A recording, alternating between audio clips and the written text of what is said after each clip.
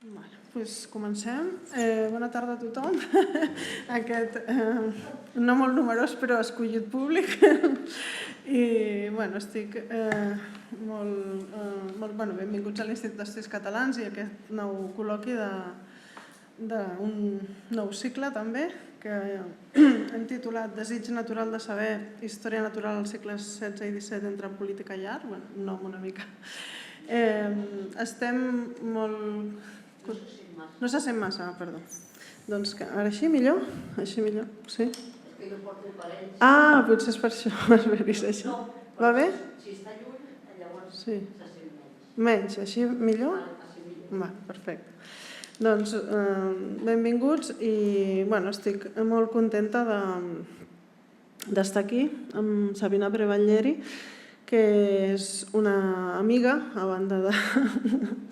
una amiga i una persona que també... O sigui, se'm farà una mica difícil, després ho intentaré, però presentar-la sense que la interacció personal, influenciï la presentació, perquè realment és una persona que considero una amiga i una persona que admiro molt també perquè té una capacitat enorme de treball i de convicció en les coses que fa i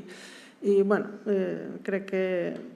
hi ha aquest aspecte també personal. Però no és per això que està avui aquí, sinó perquè s'ha publicat fa molt poc aquest llibre que veieu aquí, Natural desiderio di sapere, Roma barocca fra i vecchi nuovi mondi, i que tenim aquí, sí. I que és un llibre jo crec que preciós i llavors vam pensar que era una bona oportunitat fer-la venir per discutir amb ella també del llibre, del contingut, perquè ha treballat temes que ens han interessat a diferents persones que estem aquí, per tant era una ocasió de debatre, tenir-la aquí i al mateix temps que ella ens expliqués, ens parlés ella del llibre. Jo no vaig a parlar molt d'això. Llavors aquest col·loqui s'inserta en un nou cicle perquè a la societat fem aquestes xerrades i les posem com en cicles perquè quedin més enquadrades, que no siguin només xerrades d'una cosa concreta, sinó que hi hagi un fil conductor i d'any en any els cicles a vegades es van repetint i es van convidant noves persones que enriqueixen i aporten coses a aquesta discussió. Llavors, com que jo no soc molt bona posant títols, doncs vaig decidir robar-li directament de la seva xerrada i canviant, invertint el natural desig, el natural desiderio en desig natural de saber. Perquè vaig pensar que estaria bé que era a banda de bonic i de natural, que podia tenir a veure amb història natural. Natural també és un terme que permet moltes declinacions, i què és natural i què no és natural i tot això. Llavors vaig pensar que li podia robar aquest títol i vaig titular així el cicle. I la idea era una mica tocar apropar-se a aquesta disciplina però des d'una vessant així més... Aquí he posat multidisciplinària en la presentació, però m'agrada més contaminada, en el sentit que no sigui en un camp de recerca estricte, sinó que toqui diferents temes i, com veureu aquí, des de la història de l'art, a la política, a la història de la ciència, a la història cultural, a la història dels sabers, és a dir, que permeti, o sigui, que no hi hagi una limitació historiogràfica molt concreta en un camp, sinó que permeti aquesta interacció que jo crec que és fructífera i molt interessant quan s'estudia qualsevol cosa, en realitat, però aquests temes en particular. I després també la Sabina té unes característiques que la fan a banda que ella és italiana i per tant ve d'un món cultural així, és professora d'una universitat alemanya, treballa i coneix molt bé aquesta llengua també i a banda de totes les altres que ja se suposen. Per tant, hi havia també aquesta cosa que crec que és molt interessant i que no passa sempre en les recerques d'història de la ciència, que a vegades estan molt anglofocalitzades, no només anglès-anglès, i en canvi hi ha moltes altres llengües, i qui té la possibilitat de dominar també una llengua com l'alemany obre cap a uns continguts continguts, una historiografia, també una riquesa molt més gran que qui li costa més, no? Llegir si no domina aquest idioma. I per tant, també em semblava interessant això, no? Que portar la recerca d'algú o parlar de la recerca d'alguna persona que té aquesta possibilitat d'àmpliament tocar tots aquests camps. Del llibre no parlaré massa perquè crec que és millor que ella ens el presenti i ens en parli, després a la discussió ja en podrem parlar més. Només 2 paraules sobre ella. Ella és doctora en Història Moderna per la Universitat de Florència i ha estat Max Weber Fellow a l'Institut d'Estudis Europeus de Florència i també va tenir una beca Marie Curie per anar, va ser Marie Curie Fellow a la Johannes Gutenberg Universitat de Mainz i Long Term Fellow de Història del Coneixement a l'Institut Alemany de Washington també. Des del 2013 és professora de la Universitat ¿cómo se llama? Ahora no me da, excusa. Johannes Gutenberg Universitat de Mainz i on ensenya Història dels Sabers i ella continua donant classes d'Història dels Sabers a aquesta universitat, ja porta diversos anys i continua fent-ho. I entre les seves publicacions podem anomenar, tot i que en té moltíssimes més que ara no detallaré, que en podem parlar després, Produzione dei saperi, costruzione di spazi, que és un número de la revista Quaderni Storici que va editar en col·laboració amb Antonella Romano, o Medici, mediazione politica all'inizio della guerra dei 30 anni, la corte di Asia Darmstadt e la storia naturale a Roma, amb un volum que es diu Tramiti, figure, spazi di mediazione politica, editat per Maria Antonieta Viscella, també el 2015, o Science, Books and Censorship in the Academy dei Lincei, Johannes Faber as Cultural Mediator, que està també en un volum editat per Maria Pia Donato i Krahe de la Warburg Institute, un col·loqui de l'Institut Warburg. Té moltes més publicacions, després ella li podem preguntar si esteu interessats i ens explicarà quins són els nous projectes, les noves publicacions. I en qualsevol cas, el que sí que m'agradaria destacar és que era com una persona que considero molt adequat o molt interessant pel tipus de perfil que ens agradava, que és una persona que ha fet estudis en Història de l'Art, perquè té una tesi de llicenciatura, ja des de la tesi de llicenciatura que va tocar coses d'Història de l'Art, després ha fet coses com a curadora, també vull dir que toca molts aspectes d'aquests i per tant és una persona multidisciplinària oberta i que té aquests interessos i a més els toca des del coneixement, perquè ha estat treballant en camps tant d'història moderna com d'història de l'art i aquest perfil és, jo considero molt interessant pel que volem parlar i a més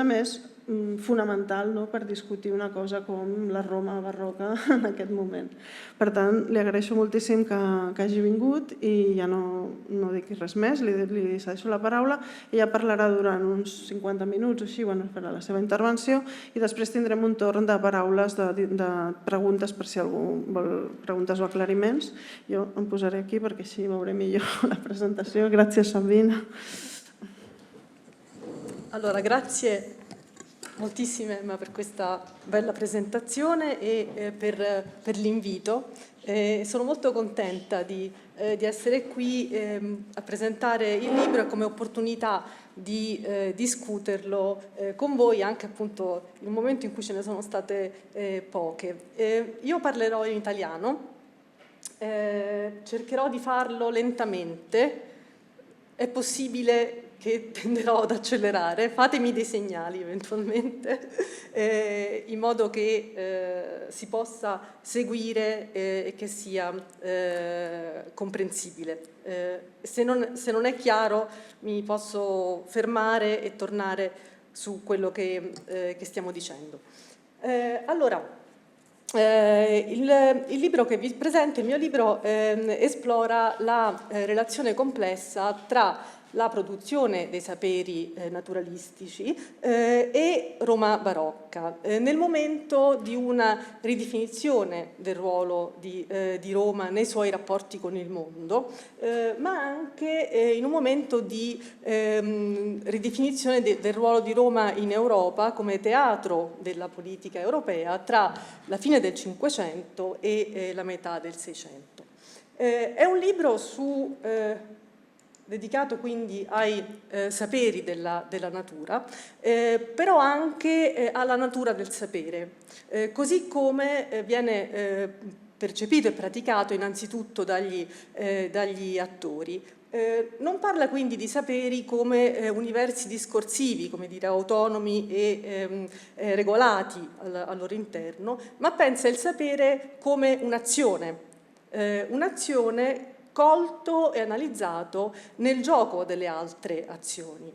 Quindi lavora sulla considerazione e sulla esplorazione delle configurazioni epistemiche e insieme, simultaneamente, pensa il valore sociale e il ruolo politico dei saperi, della natura, in relazione a Roma barocca. Il libro è attraversato da due tensioni di fondo che corrispondono poi anche e attivano in qualche modo due ipotesi di lavoro. Innanzitutto la trasformazione del rapporto tra la natura e l'arte, intesa come capacità umana di intervento sulla natura. Un percorso naturalmente lungo nella seconda metà del Cinquecento, di riflessione sulla perfettibilità della natura, sulla capacità dell'uomo con la sua creatività di migliorare la natura ed esplora dunque il valore dell'industria umana, una categoria che si definisce nella seconda metà del Cinquecento, in particolare in rapporto a un teorico politico come Giovanni Botero, ma che viene più trasversalmente utilizzata, anche ripresa in ambienti molto diversi, per esempio in ambito missionario. L'industria dell'uomo è una risorsa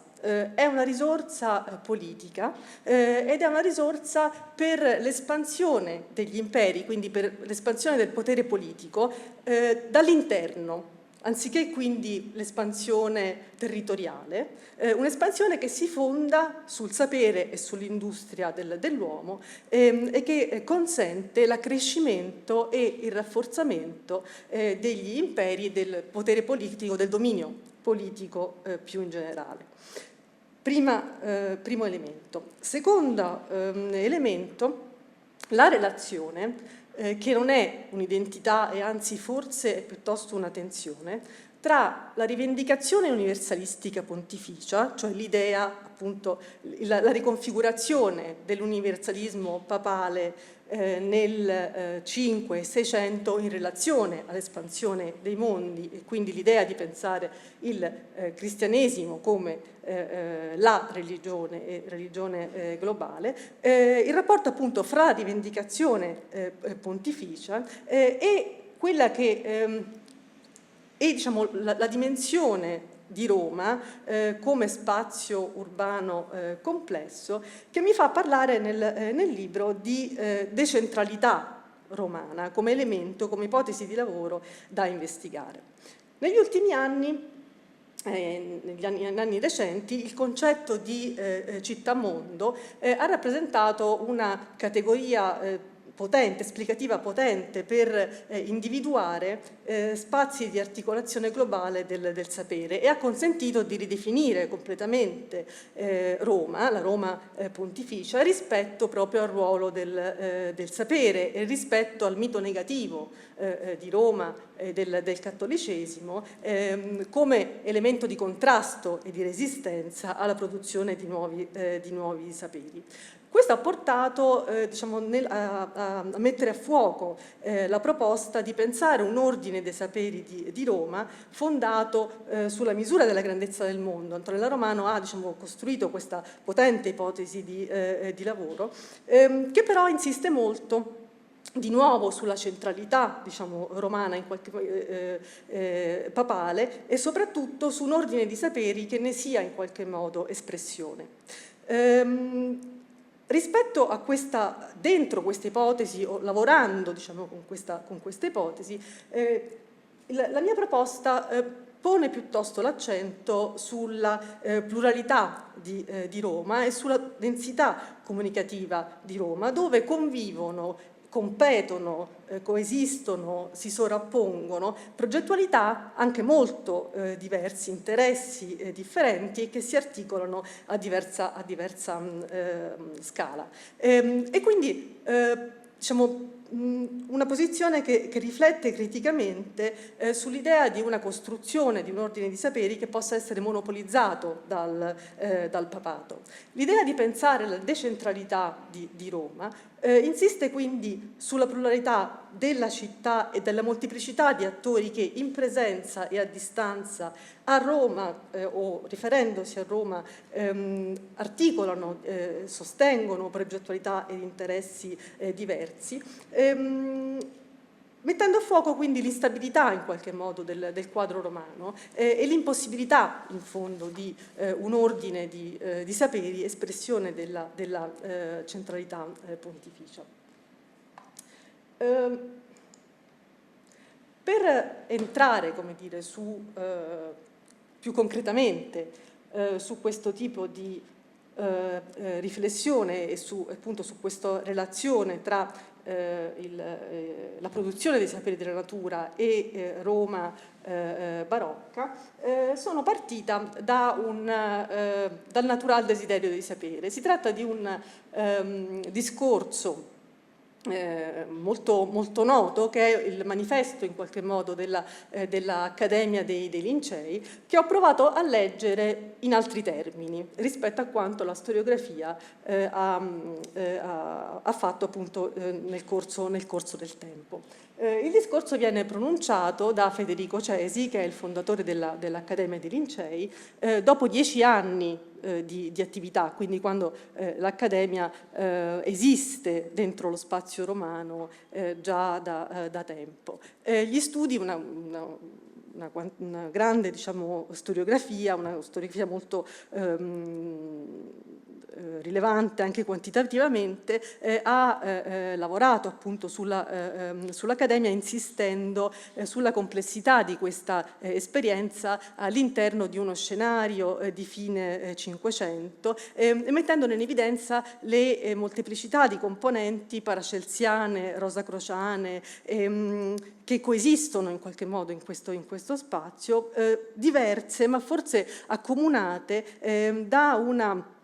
attenzione, diciamo, da una concentrazione sul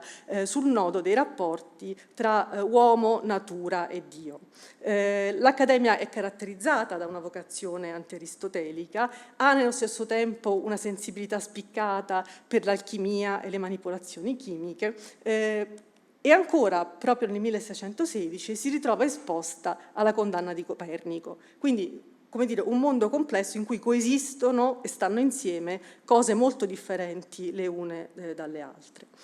Il contesto in cui Federico Cesi pensa e propone questo discorso di rivendicazione dell'Accademia è senza dubbio un contesto di incertezza crescente legato all'espansione dei mondi, un senso spiccato di crisi morale rispetto alla consapevolezza crescente dei limiti della natura umana, di fronte a un mondo di corte che rappresenta senza dubbio uno spazio essenziale di integrazione per gli uomini di sapere, ma che ormai appare anche un territorio insidioso per chi pratica l'avanzamento del sapere in modo disinteressato. Un disinteresse che dal punto di vista di Cesi in realtà è una forma di interesse. Quello che Cesi propone nel suo discorso è una nuova economia del sapere, ridefinendo la natura stessa del sapere come un aggregato di desideri umani finalizzato alla pubblica utilità. Si tratta di un approccio sostanzialmente molto pragmatico, non soltanto spinto da un afflato, diciamo, moralizzante, ma piuttosto guidato dà uno sguardo disincantato sulla natura umana. Si tratta quindi di una proposta di ridefinire il concetto di sapere, ispirata dall'idea di individuare tecniche sociali e politici per bilanciare i limiti della natura umana stessa, e quindi l'idea di una strumentalizzazione del desiderio per raggiungere obiettivi collettivi di valenza politica. Il punto di partenza di Cesi è quello di un ethos aristocratico. Si tratta di un nobile romano di famiglia cardinalizia. E tuttavia la proposta, il punto di partenza del natural desiderio di sapere è che in ciascuno sia innato il desiderio di sapere. Prosegue nel suo discorso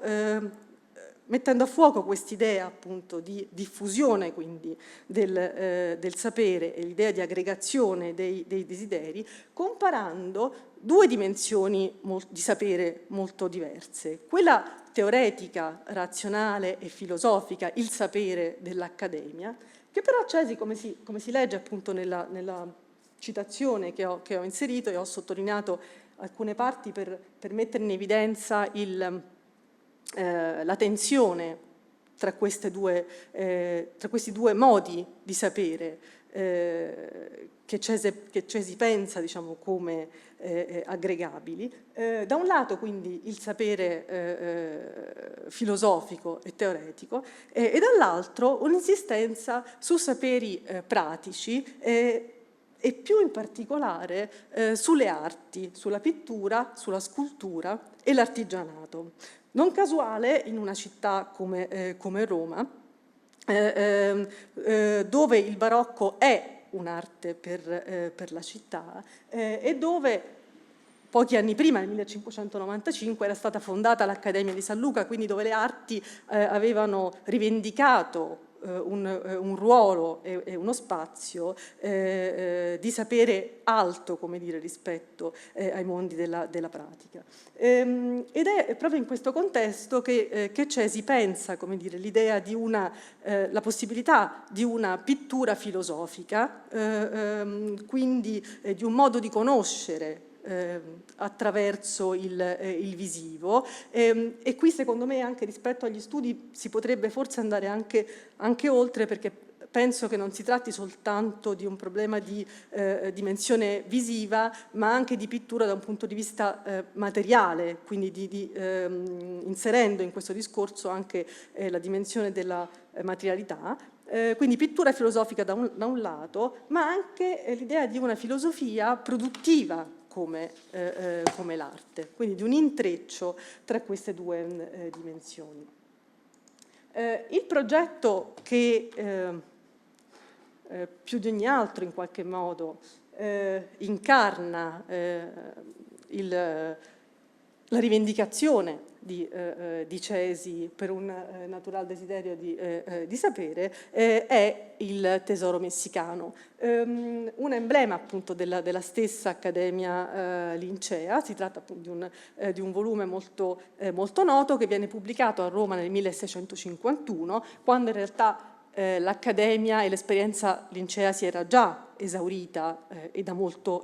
tempo, che ha una storia di produzione nota, ma la ripeto brevemente per rimettere a fuoco i termini appunto della riflessione. Una storia di produzione lunghissima che in realtà parte dagli anni 70 del Cinquecento e dai manoscritti che Francisco Hernández elabora durante il suo viaggio americano sotto l'egida di Filippo II. Si tratta di materiali che ritornano poi con Hernández a Madrid e vengono elaborati anzi a Madrid, che non verranno mai pubblicati, in una storia molto complessa, per cui vengono poi nel tempo nuovamente riorganizzati in una nuova opera di sintesi da un altro medico di corte, Nardo Antonio Recchi, trasferiti poi con la partenza di Recchi dalla corte di Madrid a Napoli.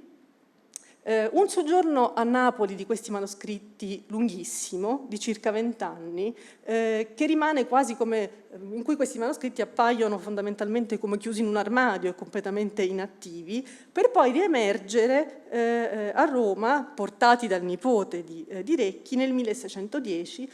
e avviare un nuovo cantiere di produzione che dura altri 20 anni, senza in realtà arrivare a una pubblicazione finale, ma soltanto, come vedremo, parziale. Il lavoro viene stampato ma non pubblicato, devono passare altri 20 anni perché si giunga a una pubblicazione dell'opera appunto a Roma, ed è quella che il frontespizio che vedete sulla sinistra. Il lavoro che ho fatto è quello appunto di riraccontare in qualche modo la storia del tesoro messicano, raccontarla ex novo, quindi provare a pensare ex novo una biografia del tesoro messicano, perché e come. Due, diciamo, punti. Da un lato pensare la produzione del tesoro messicano come un cantiere di produzione, quindi ripensare questa scansione lineare di eventi appunto che ho menzionato, come un processo di cui spiegare le dinamiche interne e il modo in cui si costruiscono le condizioni di possibilità di questa produzione, cioè come e perché questi manoscritti, che sono profondamente legati alla Corte di Madrid e al segreto della Corte, poi si trasferiscono a Napoli e che cosa generano a Napoli, come perché manoscritti che rimangono apparentemente in silenzio per 20 anni, che sono lunghi, si riattivano e diventano poi il motore di un nuovo progetto, e come perché questo progetto si articola nell'arco di altri 20 anni a Roma e poi non arriva alla pubblicazione. Quindi cercare, come dire, di mettere a fuoco le condizioni di possibilità e la dinamica di produzione in questo processo lunghissimo di produzione del sapere. Il secondo movimento, come dire, che si intreccia con il primo è poi la scrittura di questa storia naturale del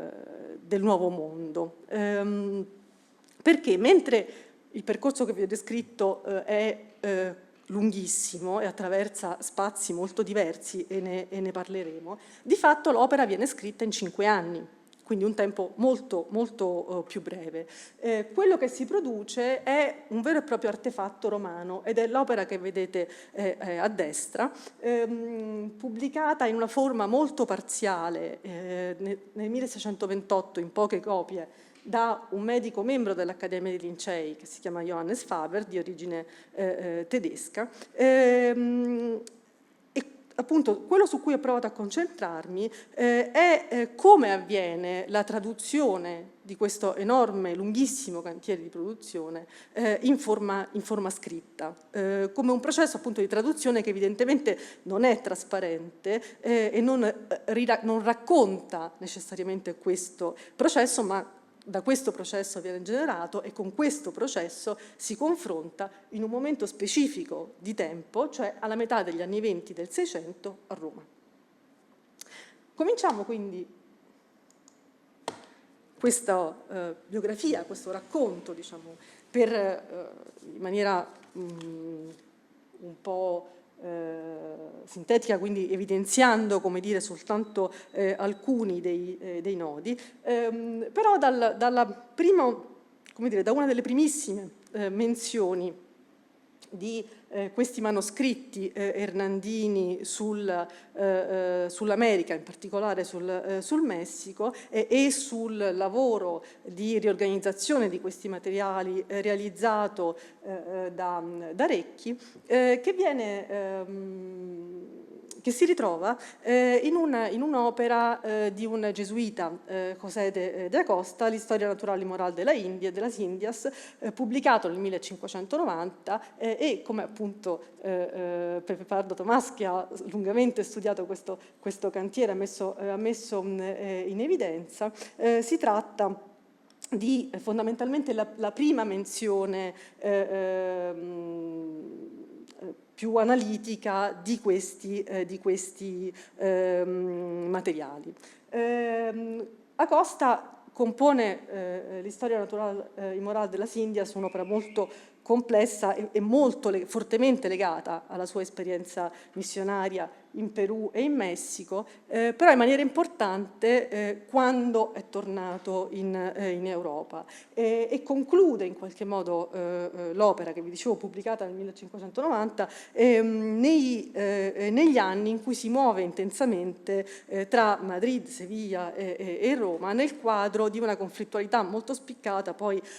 tra l'ordine dei Gesuiti, in particolare il suo generale Acquaviva e Filippo II. Quello di Acosta è una sorta di cameo che si inserisce appunto in uno dei capitoli dell'Historia naturale e morale dedicato alla natura, in particolare nel quarto capitolo dedicato alla natura dei nuovi mondi, e mette l'accento sulla utilità terapeutica delle piante dei nuovi mondi, ma anche nello stesso tempo amplia in qualche modo lo spettro delle attività, nel capitolo in cui viene inserito questo cameo, amplia lo spettro di uso possibile di queste piante a tutta una serie di altre attività umane che appunto l'uso della natura americana rende possibile e sostiene. E qui tra l'altro riutilizzando la versione originale dell'Historia naturale e morale, perché io ho utilizzato la traduzione in italiano, mi sono resa conto che in realtà ci sarebbe da fare un discorso anche proprio sulla traduzione di questo passaggio. Ma comunque nella menzione appunto dell'opera,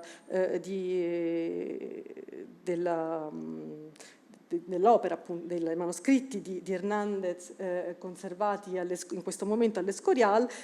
si nota anche una asimmetria in qualche modo di trattamento, di presentazione tra i materiali di Hernández e la versione di Recchi, che corrisponde a una asimmetria poi di destini. Si tratta quindi di un auspicio, ma anche di una rivendicazione in qualche modo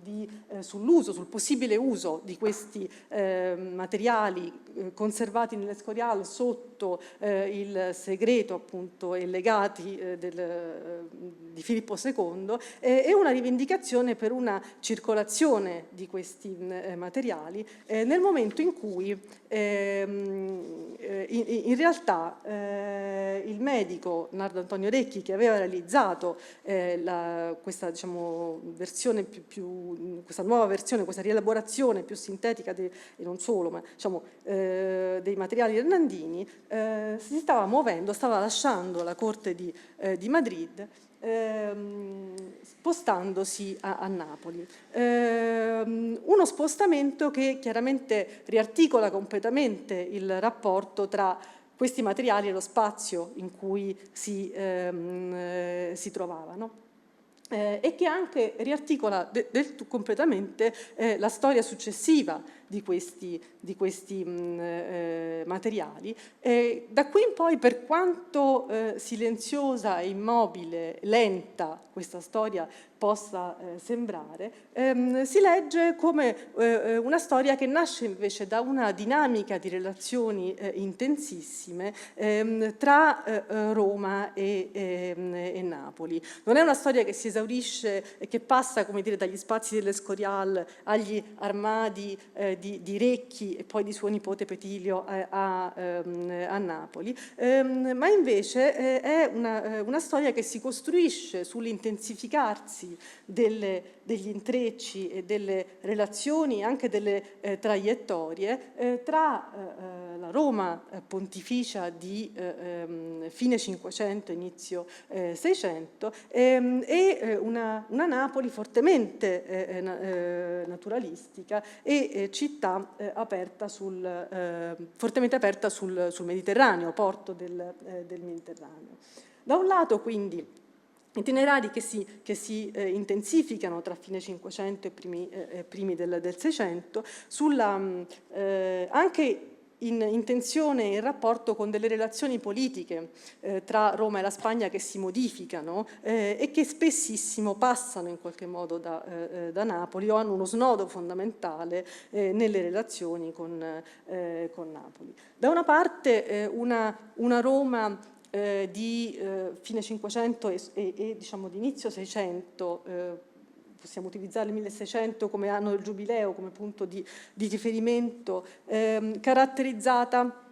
da corti che sono attraversate da un interesse molto spiccato per il neo-stoicismo, che si costruisce attraverso pubblicazioni di riedizioni e traduzioni delle opere di Lipsio, in coincidenza con il Giubileo del 1600. Che consente di evidenziare un gruppo in realtà di corti molto legate tra di loro, come quelle dei Cesi e degli Aldobrandini, molto legate al mondo tedesco, con una serie di legami che sono istituzionali, perché si tratta di cardinali che fanno parte della congregazione di Germania, ma che sono anche corti molto aperte al mondo transalpino e che ospitano, come dire, un collettivo di attori informali che mediano in qualche modo il neostoicismo a Roma. Un gruppo di corti in cui il sapere è una risorsa per la costruzione del primato urbano, per la costruzione di egemonia, quindi che è anche egemonia politica, e per la costruzione di nuove progettualità. Corti, tra cui anche quella del cardinale Francesco Maria del Monte, che forse è anzi una di quelle più interessanti, su cui sicuramente saranno importanti anche ulteriori ricerche. Francesco Maria del Monte è cardinale protettore dell'Accademia di San Luca, quindi dell'Accademia che tutela le arti del disegno, ed è uno di quei cardinali appunto che poi è egli stesso coinvolto nelle relazioni con Napoli e che nel 1608 troviamo a Napoli. Da una parte quindi una Roma neostoica e molto sinteticamente diciamo neostoica che guarda con attenzione al mondo tedesco, soprattutto a livello informale, quindi in maniera trasversale rispetto alla alternativa fazionaria tra Spagna e Francia. Si tratta di una trasversalità che consente di legare un profilo, legare queste corti e definire un profilo, come dire, di un gruppo politico che utilizza il sapere per la costruzione di una nuova progettualità politica, e una Napoli naturalistica che è una Napoli appunto molto ricca di spezierie e di distillerie, quindi una dimensione molto dinamica dentro cui in realtà questi manoscritti si ritrovano e a cui partecipano, fortemente aperta in questo momento e in connessione con le vicende politiche di ordine più generale sul mondo orientale, quindi una Napoli che è centro anche di luogo di presenza di manoscritti e codici provenienti dall'Oriente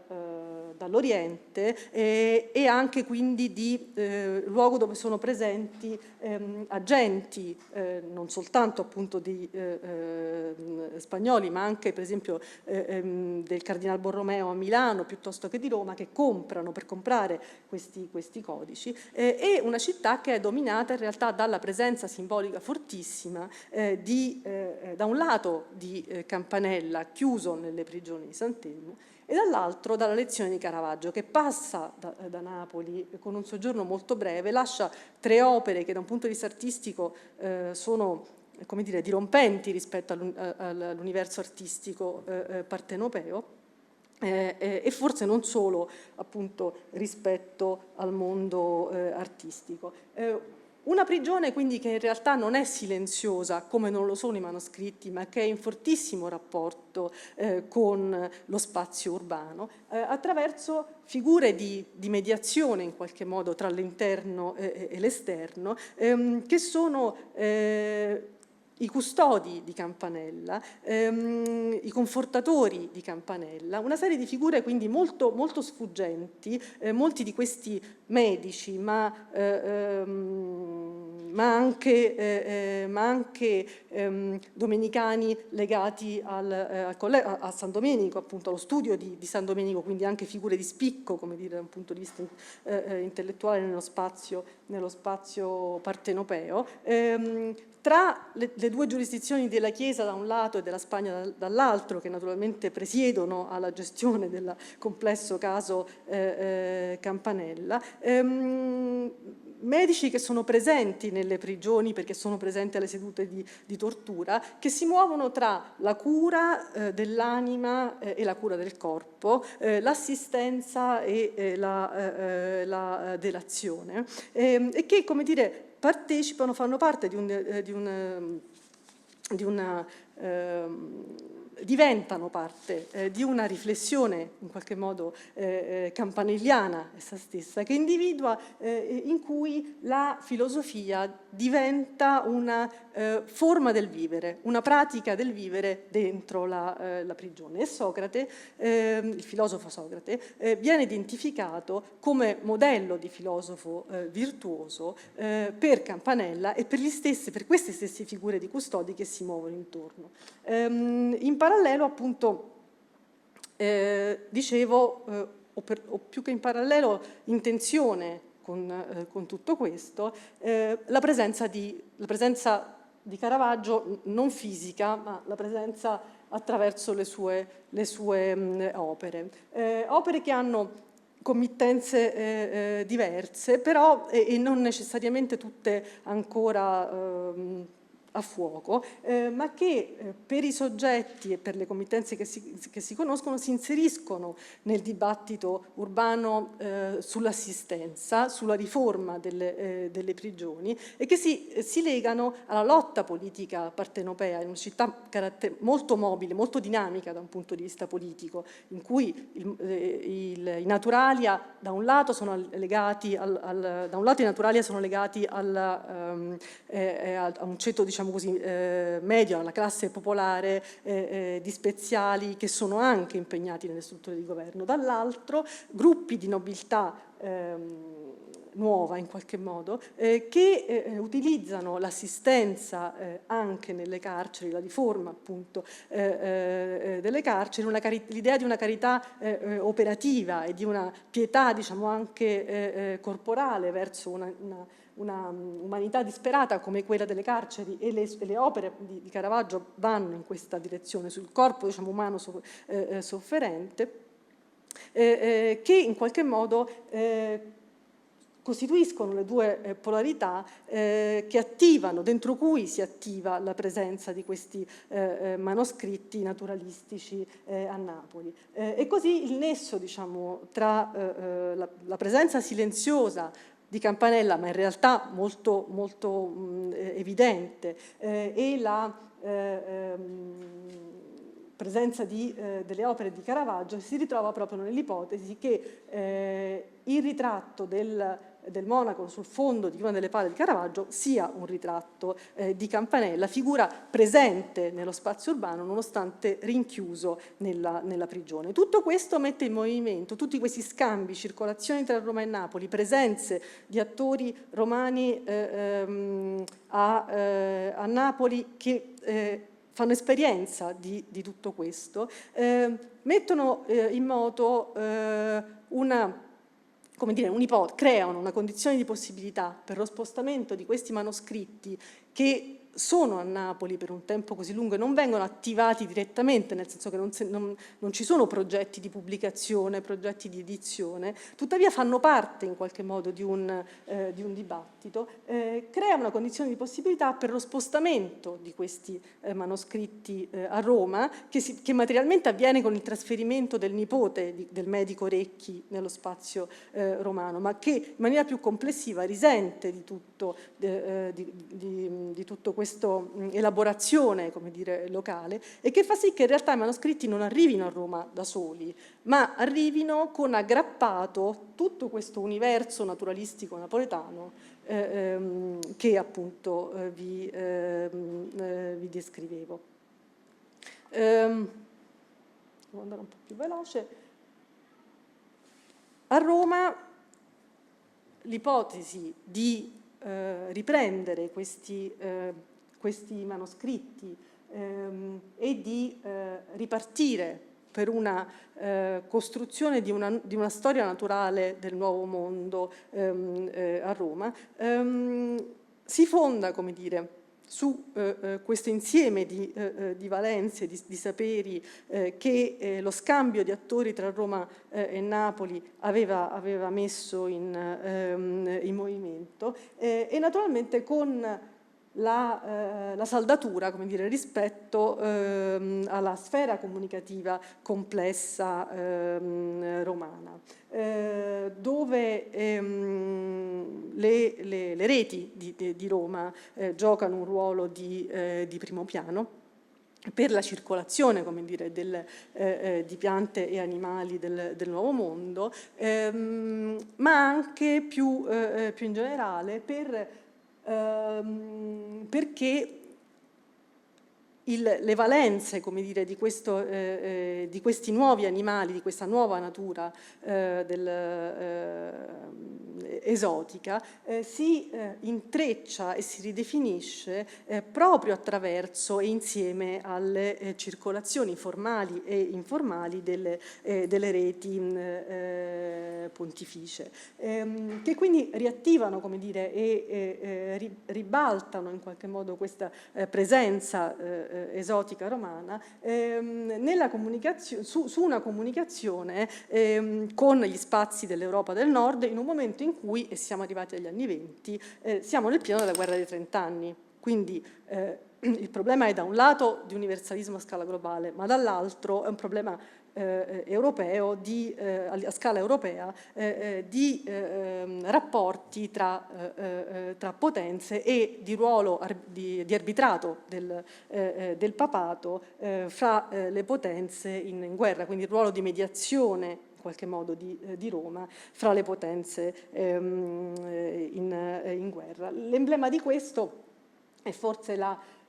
melissografia, quindi la tavola che vedete sulla destra con le 3 api, che è, come dire, una tavola che tiene insieme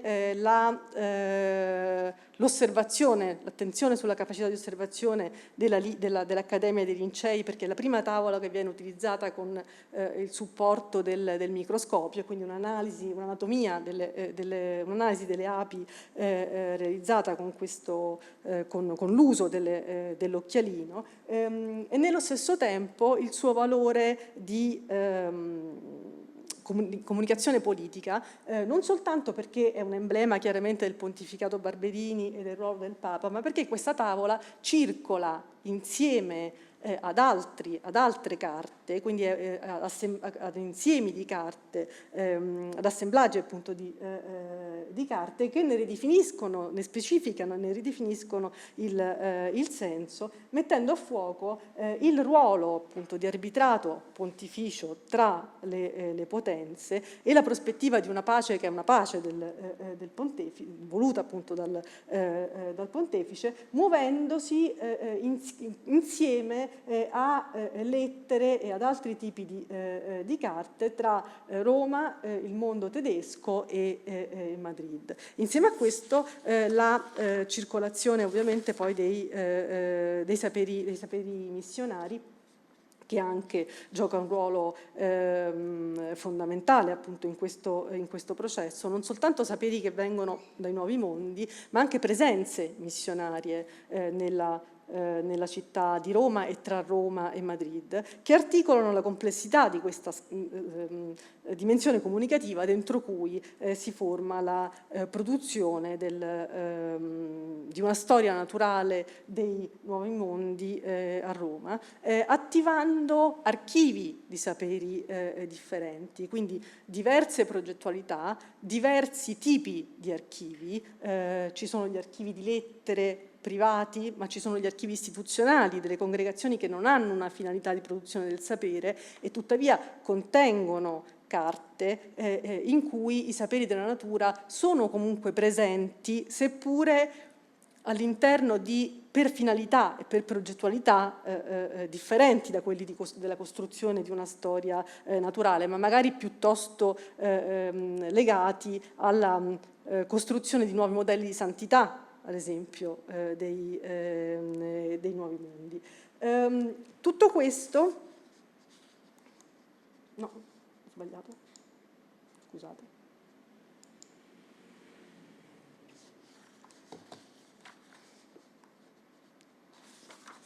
Tutto questo viene messo in scrittura in un tempo quindi molto più breve rispetto a quello in cui si era costruito appunto nello spazio tra Roma e Napoli. Devo un po' correre su questo, in un'opera che mette a fuoco soprattutto il mondo degli animali e che, come dire, riorganizza in qualche modo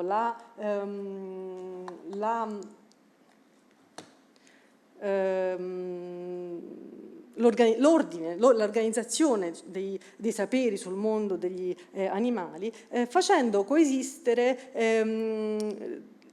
organizzazioni tradizionali della scala nature, quindi da quadrupedi agli insetti, con una serie molteplici di sincronici criteri di selezione che hanno a che fare con lo spazio in cui si inseriscono. E quindi con una nuova economia degli animali urbana che assume una curvatura politica, cioè con gli animali esotici che sono un elemento di distinzione e che mantengono una valenza emblematica ancora molto forte, ma anche un contesto in cui emerge una nuova sensibilità per il mondo animale, l'idea quindi di una dimensione affettiva rispetto agli animali e di empatia rispetto a specifici esemplari di animali che è alla base di produzioni come i ritratti, ad esempio, degli animali, come dire, una resa in qualche modo la costruzione di profili di fedeltà politica attraverso l'uso degli animali stessi. In questo caso i pappagalli sono un esempio, diciamo così, caratteristico, perché i pappagalli sia aramericani sia perrochetti che vengono dall'Africa invece soprattutto, sono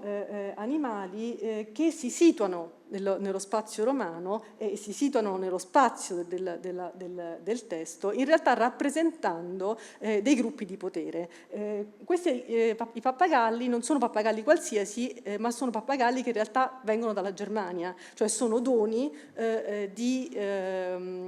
sono quasi tutti doni a cardinali che hanno affiliazioni sempre molto appunto fluide con il mondo tedeschi, che cementano relazioni e che in qualche modo costruiscono il profilo di una fazione. Attenzione per gli animali e stretto rapporto tra una storia naturale che non è più una storia naturale soltanto degli animali, ma più in generale dello spazio romano e quindi l'idea di una storia naturale ampliata rispetto al suo oggetto e l'anatomia. È un progetto anatomico forte, un'anatomia barocca, un progetto di comparazione tra appunto gli organi degli animali, con un'insistenza sugli esperimenti come intervento umano sulla natura, che spingono quindi la natura a rivelare i propri segreti, e insieme a questo un'attenzione molto spiccata per le competenze comunicative degli animali, cioè l'idea che gli animali abbiano la capacità di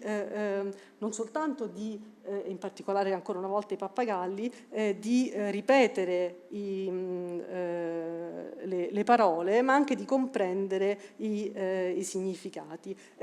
Una storia naturale quindi che in realtà ha un fondo che si apre su una serie di problemi di ordine piuttosto filosofico, perché il nodo che c'è dietro è quello del rapporto tra l'uomo e l'animale, sulle capacità di razionalità dell'uomo e il rapporto con il mondo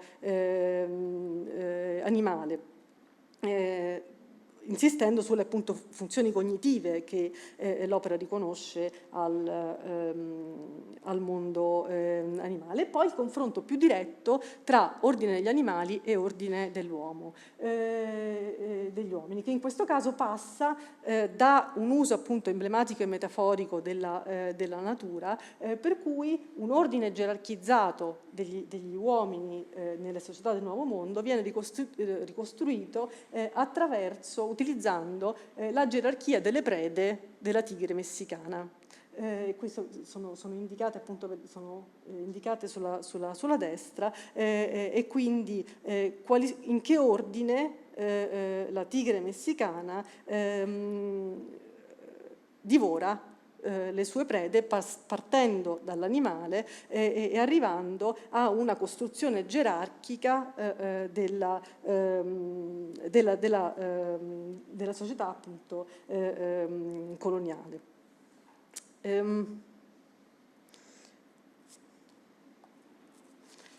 Ultimo punto, ancora appunto il rapporto tra le produzioni umane sulla base di elementi naturali, quindi l'intervento dell'uomo sulla natura, che Animalia Mexicana ricostruisce attraverso diversi tipi di produzioni di artefatti sulla base di naturalia, quindi grani di pepe che diventano degli oggetti microscopici ma raffinatissime, piume che costituiscono dei quadri, oppure costituiscono degli oggetti tridimensionali, degli uccelli tridimensionali realizzati con essi, come esaltazione dell'industria. E un uso poi strategico di queste presenze che abbiamo visto appunto nell'ambiente già al tempo degli spostamenti, dei rapporti tra Roma e Napoli, che entrano in questo cantiere in maniera selettiva attraverso dei meccanismi di inclusione e di esclusione che seguono appunto il momento, che si adeguano al momento in cui l'opera viene scritta sotto l'egida di un nuovo Papa, che rappresenta una discontinuità rispetto al passato che abbiamo descritto delle relazioni tra Roma e Napoli,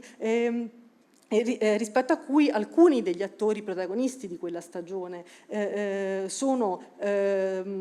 non non solo marginalizzati, ma attraversati da un percorso di damnatio memorie che si misura appunto nel modo in cui tutto questo viene transitato per iscritto dentro l'opera, dentro la scrittura degli Animalia messicana. Ultimo elemento appunto di insistenza su questa dimensione dell'industria dell'uomo è il confronto in qualche modo indiretto che lo spazio romano consente tra l'azione dell'anatomista e quindi la ricerca di legittimazione dell'anatomista e la ricerca di libertà dell'artista, perché tra questi animali americani e non, che compaiono appunto nello spazio romano, c'è anche un drago che evidentemente non solo non è americano, ma non è neanche un animale che esiste, e tuttavia la sua presenza assume una funzione in qualche modo diversa, perché lo scheletro di drago che è presente nell'opera degli animali messicani in realtà non è una qualsiasi immagine, ma è un oggetto reale. È un oggetto della collezione Barberini ed è un pezzo di cui si parla moltissimo anche nei carteggi mentre Faber scrive appunto la storia naturale degli animali dei nuovi mondi. Ed è un pezzo che è presente nella misura in cui consente di mettere a fuoco le capacità di costruzione dello scheletro di un animale inesistente, ma le reali capacità degli anatomisti di produrre un artefatto ad arte. Le stesse capacità che con lo stesso animale aveva messo a punto un giovane Bernini che aveva utilizzato il drago Barberini per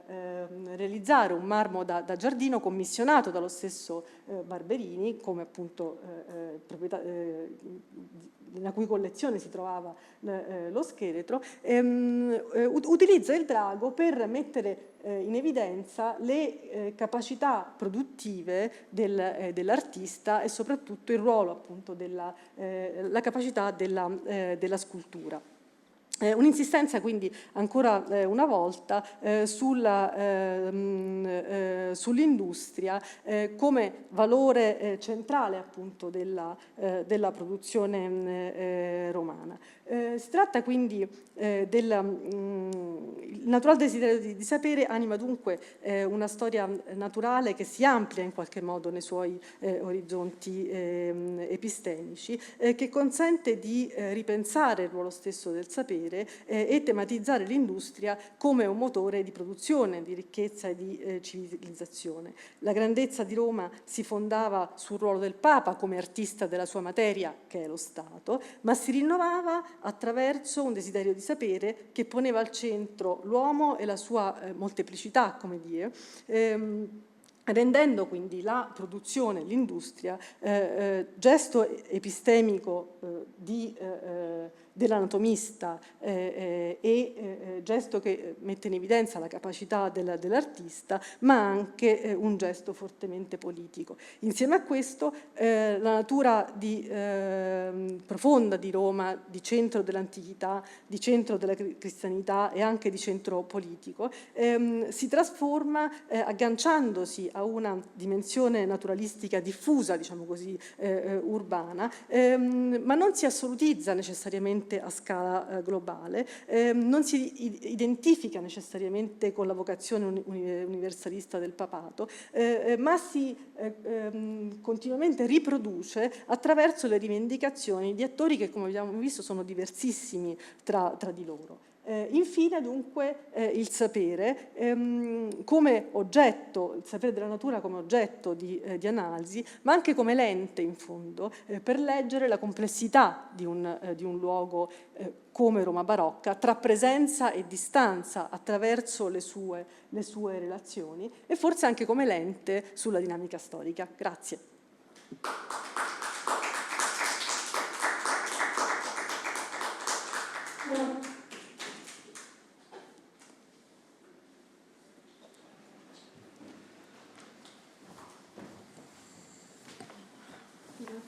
Emilia Sabina per questa bellissima conferenza. Doncs obrim un torn de preguntes i intervencions, comentaris o el que vulgueu. Podeu preguntar en català, en castellà, en alemany, en anglès, en francès. No, és broma. Vull dir, no, qualsevol cosa que vulgueu comentar. Pep, no sé si tenim un micròfon.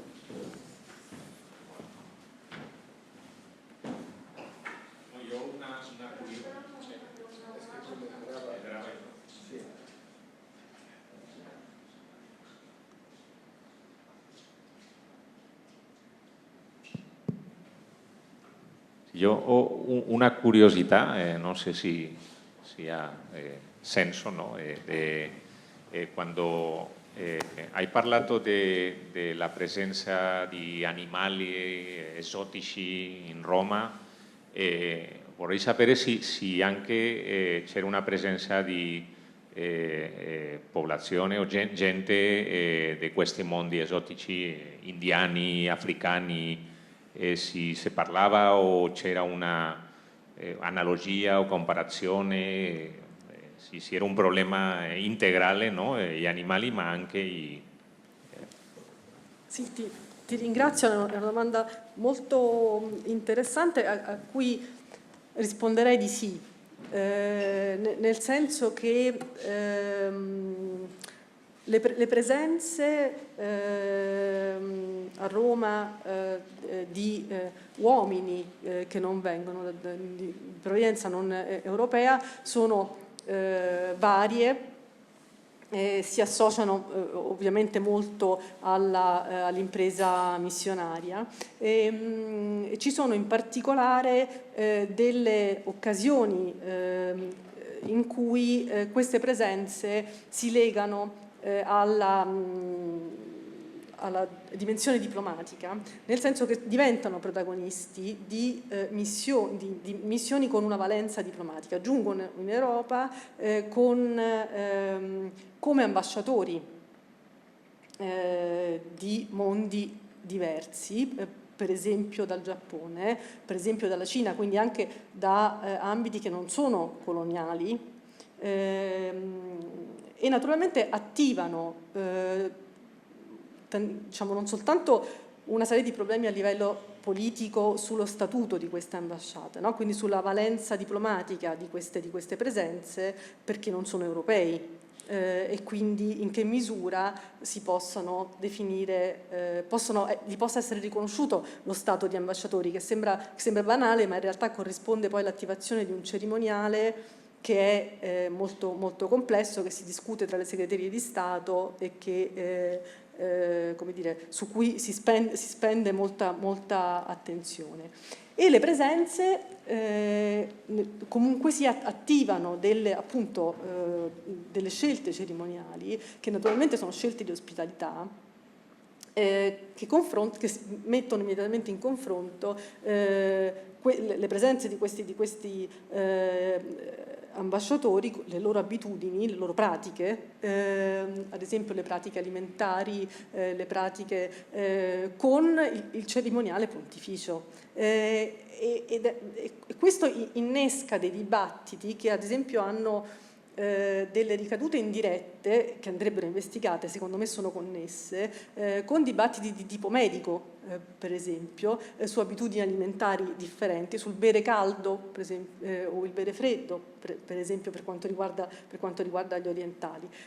Quindi sì, c'è un'attenzione anche per le presenze umane esotiche a Roma, naturalmente con poi un'articolazione a seconda delle provenienze, perché per il mondo americano c'è tutto un altro tipo di problema e non ci sono naturalmente ambasciatori che vengono dall'America, però per esempio ci sono ambasciate che vengono dal Giappone che passano dal Messico e quindi comunque arrivano a Roma dopo soggiorni anche diversi mesi in Messico, ed è interessante che sono dei gruppi di attori molto differenziati e complessi, in cui ad esempio i mediatori linguistici anche per le lingue orientali possono essere messicani, e ci sono processi di conversione che si associano a questi viaggi e che si articolano appunto nei viaggi verso Roma e tipicamente tra Roma e Madrid, che sono i due poli su cui poi, con altre deviazioni, però l'asse fondamentale è quello di Roma e Madrid. Quindi a moltissimi livelli, come dire, si discute di uomini non europei. Naturalmente per gli americani, per l'uomo americano il problema è riuscire a capire che è il problema di Acosta, ed è anche il problema che si riflette dentro all'Animalia Mexicana, è in che misura appunto l'uomo americano rientra nella cornice biblica, e quindi è un problema di riflessione dell'uomo americano che è, come dire, tiene insieme in qualche modo la produzione missionaria con una produzione di storia naturale romana che a questa fa riferimento in tensione o comunque sempre in maniera molto, molto forte. Prego. Sì, io volevo ringraziarti ovviamente della conferenza, ma anche della capacità di sintetizzare in 45-50 minuti questo bellissimo libro di 450 pagine, una cosa del genere, che io previamente ho letto, quindi ho una certa difficoltà di staccarmi di tutto quello che il libro mi ha suggerito, no? Ma volevo fare un commento generale e vedere se riesco a esprimerlo in modo razionale. Voglio dire, c'è un problema con la metafora qua, con le metafore che ci sono nel libro, non tanto le metafore che in una Roma barocca, in una produzione testuale della Roma barocca ci sono dappertutto, l'uso metaforico degli animali, l'uso metaforico anche degli umani esotici o meno, ma con l'uso della metafora nel tuo libro, nel tuo discorso. C'è una densità così grande di intrecci, di rapporti fra cose, fra spazi, fra persone, fra attori, hai una capacità di collegare cose apparentemente molto diverse, no? Che quello è ammirabile nel libro, è una cosa che veramente ti fa leggere le 450 pagine e volere ancora di più, no? Perché hai veramente questa capacità. L'unica cosa che alla fine uno non vede chiaramente è quanti di questi rapporti fra oggetti, attori, testi, immagini sono metafore tue, sono metaforiche tue, sono suggerimenti di rapporti possibili ma non reali, nel senso che non c'è una prova storica che questo abbia un rapporto diretto. Sì, no? ho capito. Ovviamente questo è legittimo di farlo nel discorso storiografico, ma uno, almeno il lettore, deve avere chiaro quando stai dicendo, usando una metafora per un rapporto che ti è venuto a te in mente, sì, di collegare una cosa all'altra, o quando veramente hai un documento o anche una immagine che ti dice questo rapporto c'è stato, no? Sì. Non so se sono riuscito a spiegarmi. Sì. Allora, no, è un nodo fondamentale, nel senso che un'operazione, cioè una sarebbe legittima, l'altra no, secondo me, quindi va chiarita. Però ho capito il punto. Allora, no, il mio sforzo ovviamente non è quello di costruire dei nessi metaforici l'obiettivo, però se il problema si pone magari invece è un tema, l'obiettivo era invece quello di mettere molto chiaramente in evidenza le connessioni, allora intanto con delle vicinanze strettissime di attori, di spazi, cioè è vero che non c'è necessariamente documentazione diretta su tutta una serie di nessi che in qualche modo rimangono aperti. Facciamo un esempio. Vediamo. Allora, il come concretamente una serie di attori si muovano da Napoli a Roma tra il 1608 e il 1610 e il fatto che siano direttamente connessi, cioè che si muovono insieme, non lo posso provare nel senso che una fonte lo dice in termini espliciti. Però ci sono una serie di nodi intorno a cui questi spostamenti si costruiscono e i nodi consentono di metterli insieme, di nodi anche quindi di fonti, di presenze. Ad esempio, 1608 a Napoli ci sono un cardinale che rimane, e sappiamo perché rimane, non sappiamo perché c'è andato, ma questo si può sapere, si tratta di fare altra ricerca, insomma si potrà sapere perché e sarà anche importante farlo. La sua presenza si intreccia con quella di un medico che fa parte del suo entourage ma apparentemente va indipendentemente, cioè non ci sono conferme di una loro connessione, c'è però una conferma del fatto che questo medico era nell'entourage del cardinale, che insieme sono a Napoli nello stesso momento. Ci sono una serie di attori che si muovono intorno a loro e che ritroviamo a Roma nella stessa corte poco dopo, quindi ci sono dei legami che non sono espliciti,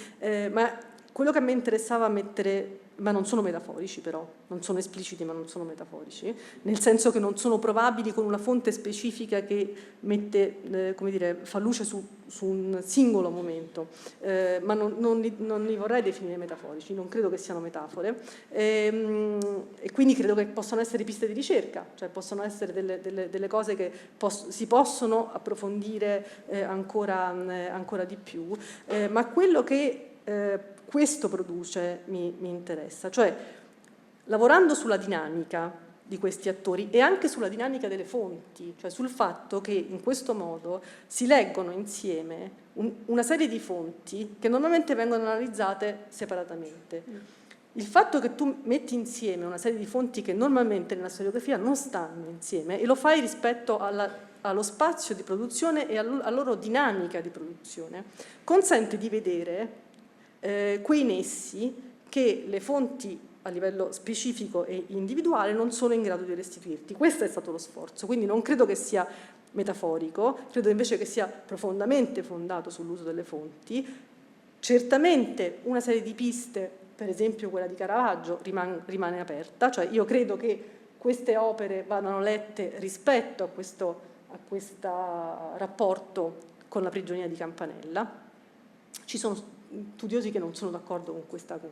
Questa è una proposta di ricerca, quindi questa non è provata né viene presentata come provata, cioè è un'apertura di una linea di ricerca, però credo che l'incrocio delle fonti e soprattutto guardarle non soltanto come singolo documento ma nella loro dinamica, cioè come queste fonti si stratificano e come si spostano e come appartengono, ad esempio, e coesistono in insiemi diversi, consenta di vedere nessi, è quello che fa vedere il nesso, quindi è la struttura delle fonti, cioè è la loro dinamica che consente di vedere i nessi, non credo che sia metaforico. E quindi questa era proprio una delle sfide del libro, cioè un approccio diverso alle fonti che non guarda soltanto la fonte come testo, la guarda come oggetto e quindi anche nella sua dinamica di stratificazione rispetto a degli insiemi e rispetto a uno spazio in cui gli archivi entrano in contatto, scambiano informazioni o anche carte, in cui naturalmente ci sono dei vuoti, ma in questo modo penso che i vuoti possano essere riempiti e si possano aprire delle nuove piste di ricerca. Sì, grazie mille. No, adesso veramente per me il grande merito del libro è appunto questo, no? E che lo fa anche da un modo di vista quantitativo e qualitativo veramente inesauribile, nel senso di connettare fonti diversissime e fonti che fino adesso qualcuna molto nota, ma soltanto sempre analizzata in una singolarità che invece tu sei capace di mostrare molto più ricca di quello che c'è. Io forse metaforico non era il nome giusto per quello. Il problema lo vedevo piuttosto nella scrittura tua, nella retorica spesso non è chiaro questo, secondo me, no? Quando invece veramente nel suo insieme il libro veramente ha una capacità di provare documentalmente un sacco di cose e anche di aprire nuove cose che tu onestamente segnali sempre nel libro, che questo è aperto e che si deve seguire una ricerca. Non volevo dire questo. Per me l'unico problema, che poi magari è un problema mio di lettura, è che spesso la tua scrittura non lascia chiaro questo che tu hai spiegato benissimo adesso a parola, no? No, prendo il punto, nel senso che sicuramente è un tema, nel senso che era, come dire, era un obiettivo, quindi era un problema, quindi e certamente apre il problema proprio della narrazione storica, no? Cioè del racconto storico. Sicuramente il problema, la spiegazione è questa, ho cercato però appunto evidentemente cercato di farlo nei rapporti con le note, quindi naturalmente non era, il fine è quello che ti dicevo, quindi prendo il punto e ci rifletto, insomma non... Sì, io volevo aggiungere magari su questo discorso qua che, niente, pure io ho letto con moltissimo piacere il libro, no? Io forse ho un punto di vista, cioè ho fatto una lettura un po' diversa dalla sua e anche un po' diversa forse perché dalla tua esposizione, diciamo, no? Perché appunto il libro è talmente ricco, no? Talmente lavorato, profondo, con un uso così interessante delle fonti primarie, no? Questa corrispondenza lincea che è una specie di pozzo senza fondo, no? E poi la bibliografia secondaria, insomma, di tanti aspetti diversi. No? Poi questo contatto, questa apertura alla Germania, no? Che per gli studi sul tesoro messicano di prima non è così presa in considerazione, no? È così. E tu parlavi di una specie di biografia nuova del tesoro, no? Forse io ho cominciato il libro pensando a questo, no? Pensando, vediamo cosa c'è nel tesoro messicano, così. Però poi il libro è talmente ricco di spunti, talmente ricco di spazi, di personaggi, che ti lascia, cioè io mi sono un po' lasciata perdere, no? In questa Roma, in questo Napoli, in questi spazi, in queste persone, in queste interazioni, senza badare troppo a poi... Cioè, e diciamo che questo tesoro messicano alla fine è diventato come quasi secondario, cioè mi ha molto preso di più o mi ha... non secondario fra virgolette, no? Ma voglio dire insomma che questa ambientazione, no? questo giro di scambio di personaggi mi ha talmente affascinato, no? Che questi spazi di sperimentazione, gli ospedali, no? L'anatomia negli ospedali, cose, campanella, insomma tutte queste cose, no? Ti trascinano e secondo me ti fanno anche pensare, no? a come dici tu, un approccio diverso a un modo di ristudiare le cose, no? Perché se continuiamo a cercare il pezzo di manoscritto che manca in quello che quello non ha trovato, quello l'ha trovato, insomma, cioè, secondo me cadiamo in una strada troppo limitata che magari non ci permette di vedere la ricchezza. Cioè, per me, diciamo, non so se mi spiego, ma il pregio, uno dei pregi importantissimi è questa ricchezza spiegata, no? Proprio, cioè, messa davanti agli occhi, no? In cui tu vedi appunto tutti questi queste interazioni, questi personaggi e queste pratiche, no? che tutte e mi diventa un po' meno, diciamo, passa in secondo luogo poi la storia in sé del tesoro, non lo so, comunque è un modo nel senso che il libro è talmente ricco, no? Che appunto puoi scegliere diversi tipi di strade, no? Oppure diversi tipi di approcci. Ti volevo chiedere, questo ruolo, una questione così un po', invece ritornando al tesoro, questo ruolo di Cesi in tutto, no? Perché sembra come questo personaggio, no? Questa mente, questo ideatore, e poi però c'è Faber che ha un grosso, nel libro, un grosso peso, no? Com'è? Cioè, come fa? C'è una specie di coordinatore dell'opera, è lui che tesse i fili perché comunque è collegato a questi cardinali, eccetera, no? Quindi questa aristocrazia, questi personaggi, no? Che permettono di collegare, non lo so, un po'. Sì, allora ti ringrazio e dunque, per quanto riguarda il tesoro messicano, sì, cioè se io dovessi, l'oggetto di questo libro è Roma, cioè il mio oggetto è Roma. Quello che Roma nei suoi, come dire, non inteso come spazio urbano chiuso, ma come dicevo appunto come spazio di presenza plurale di attori molto diversi che a scale diverse interpretano e rivendicano come dire, progettualità differenti e quindi come spazio traslocale, ecco. E quindi nelle sue relazioni con altri centri come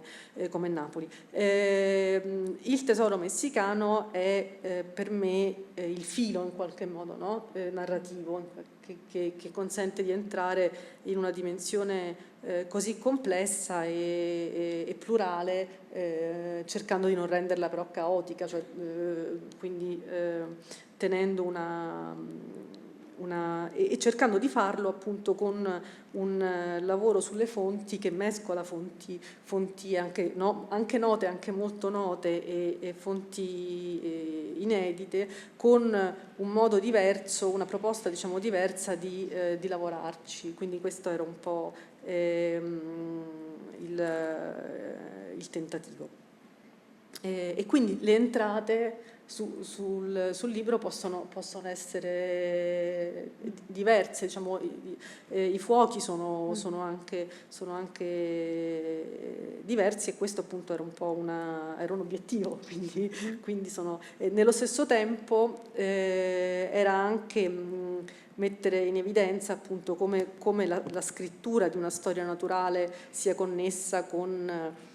la dimensione dello spazio in una maniera fortissima, e come questa connessione sia veramente molto, cioè, ho cercato di renderla concreta e quindi di farla vedere come in realtà lo spazio romano sia poi, no, dentro un'opera come Animalia messicana c'è perché è messo in scrittura, ed è messo in scrittura in relazione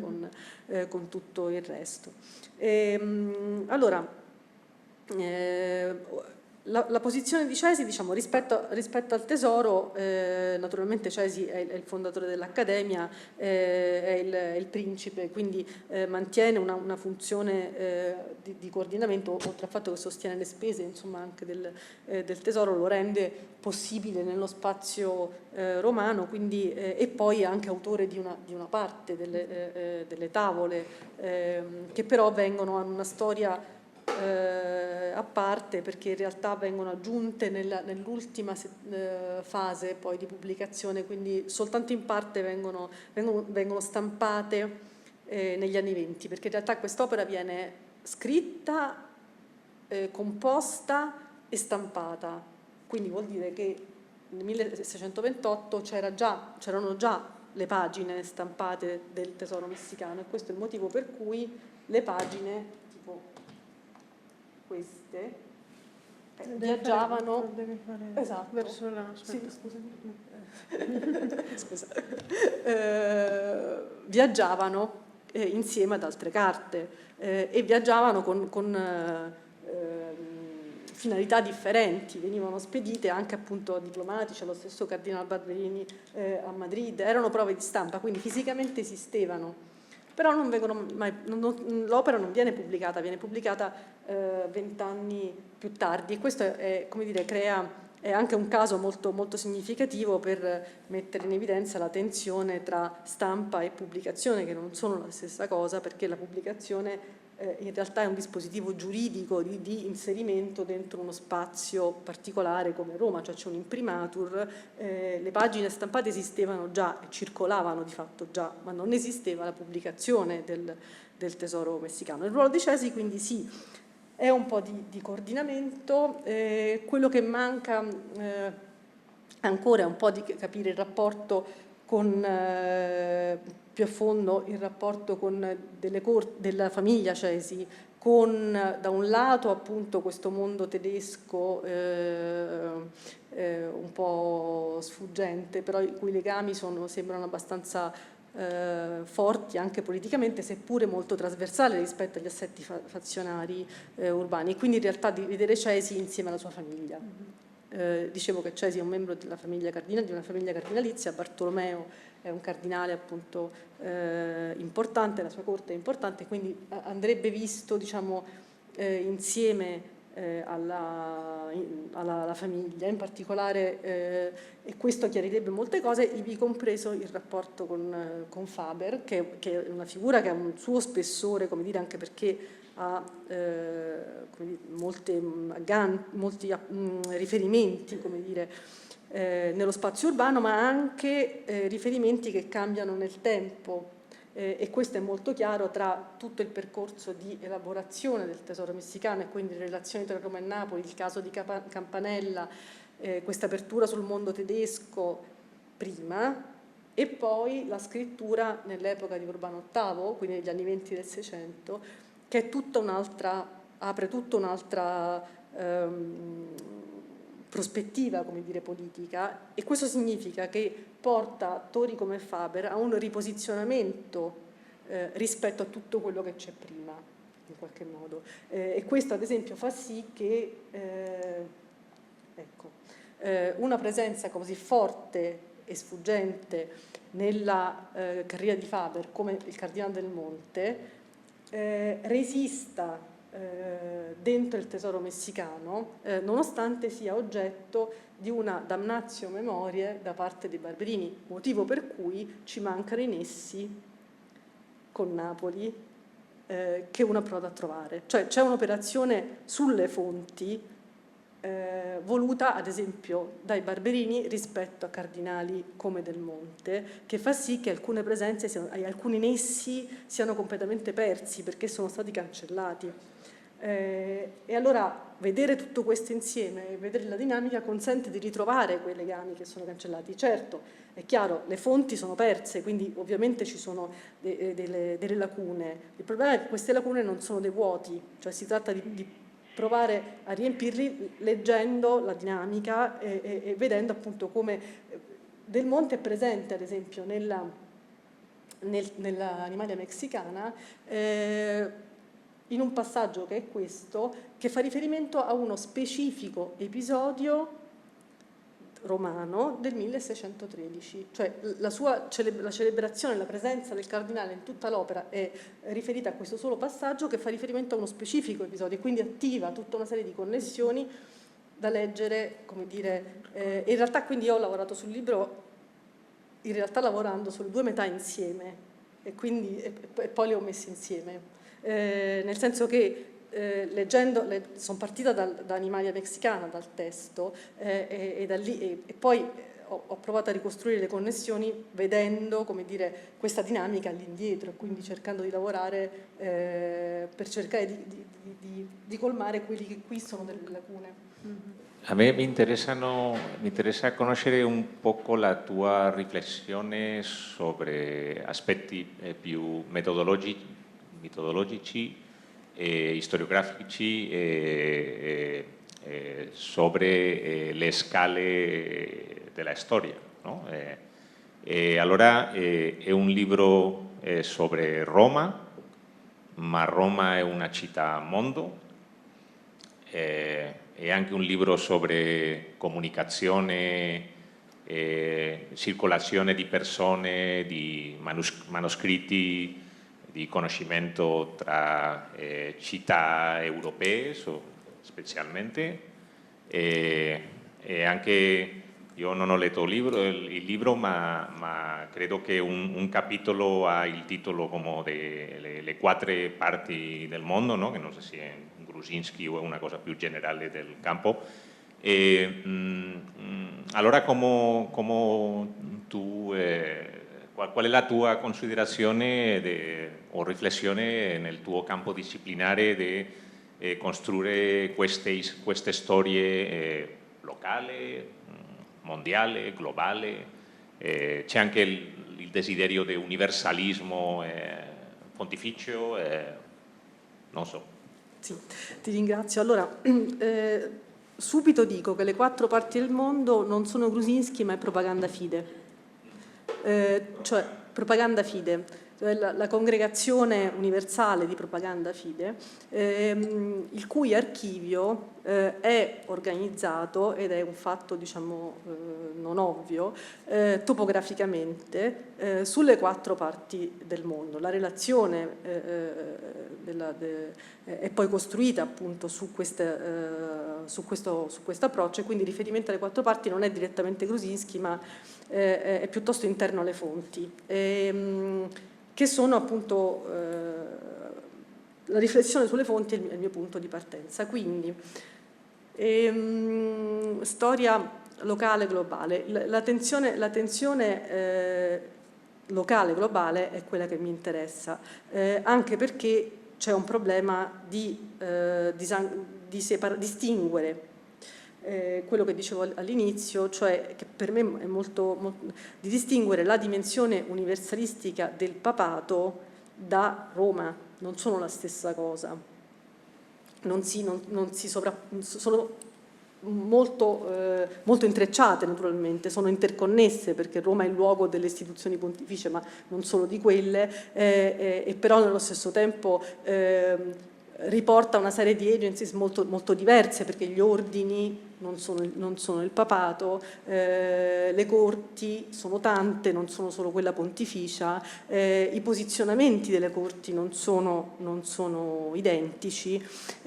Questo fa sì che la mia proposta utilizzi, se vogliamo utilizzare una categoria, quella forse della translocalità, direi, se vogliamo